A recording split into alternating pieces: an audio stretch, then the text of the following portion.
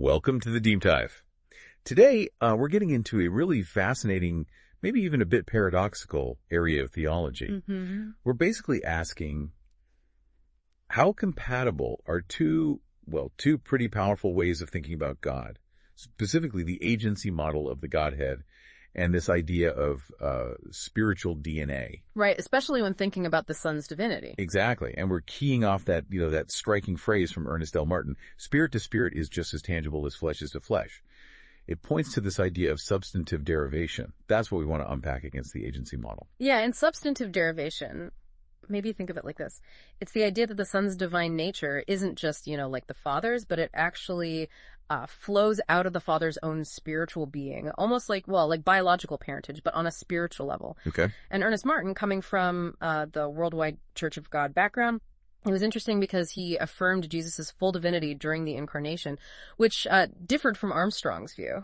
So that kind of pushed him towards needing a divinity for Jesus that was real, substantial, derived, but maybe not quite the same as the later Nicene idea of co-equality, where they're absolutely identical in substance. So we've got that spiritual DNA idea on one hand, shared substance. Yeah. But then the agency model, how does that approach things? It sounds quite different. Oh, it's a fundamentally different angle. The agency model is non-Trinitarian, and its whole focus is really on function, on authority, rather than ontology, the study of being or substance. Okay. It draws heavily on what it sees as a Hebraic way of thinking, focusing on roles and actions. And the absolute core is the Shaliach principle from Jewish law. The agent principle. Exactly. Yeah. A person's agent is regarded as the person himself. Like an ambassador speaking for a king, their words carry the king's authority. So when the Bible says, like in John 10:30, I and the Father are one, the agency model wouldn't take that as meaning they're the same being. Precisely. They'd argue it means one in purpose or one in action. They often highlight that the Greek word for one there is hen, which is neuter, suggesting one thing or one purpose. Not hais, the masculine form, which would imply one person. Correct. And similarly with John 1.1, the word was God. They look at the Greek grammaticos without the definite article and argue it means the word had the quality or nature of God, not that the word was the person of the Father. Interesting. And this focus on function, it leads them to, pretty strongly reject what they call Hellenistic ontology, right? Greek philosophical ideas about substance. So how do they view something like the Council of Nicaea? Yeah, they see Nicaea, and especially its use of the term homoousios, of one substance, as a kind of a major wrong turn. A contamination. That's the idea. They argue it imported Greek philosophical categories into a pure Hebraic functional understanding.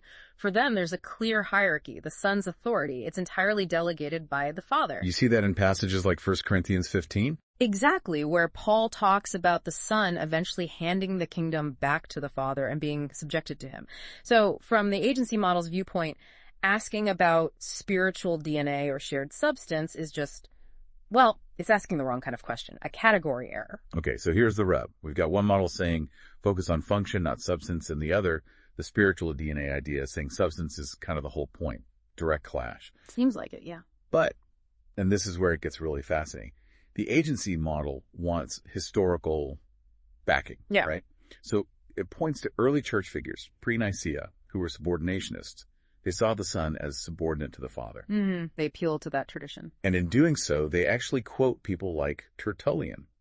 And Tertullian says, and they quote this, "For the Father is the entire substance, but the Son is a derivation and portion of the whole." And that is the contradiction. It's huge. Right. They're using Tertullian, who is explicitly talking about substance and derivation, to support their model, while their own core arguments reject thinking in terms of substance and derivation as a Hellenistic mistake. So their historical argument kind of pulls the rug out from under their functionalist argument. In a way, yes. It shows that the very subordinationism they claim as their heritage was historically often tied directly to an idea of derived being, the Son's essence flowing from the Father's, which, interestingly, sounds a lot like the derived divinity or spiritual DNA concept we started with.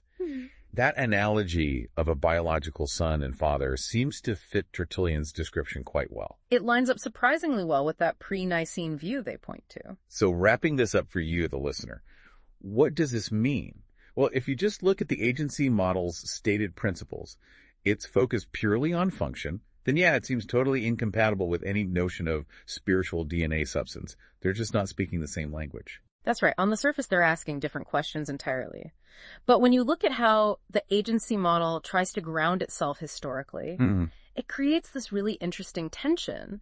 By pointing towards figures like Tertullian, it unintentionally highlights a historical stream of thought, a pre-Nicene one, that actually provides a very natural home for thinking about the Son's divine being as derived directly from the Father's substance. It's almost like the map they use to find their historical roots accidentally leads to a destination they claim doesn't or shouldn't exist on their map. Exactly. And that leaves us with a pretty significant question for you to think about. How much weight do historical arguments and appeals to tradition carry, especially when they seem to bump up against or even contradict a model's own stated core principles? Something to definitely mull over.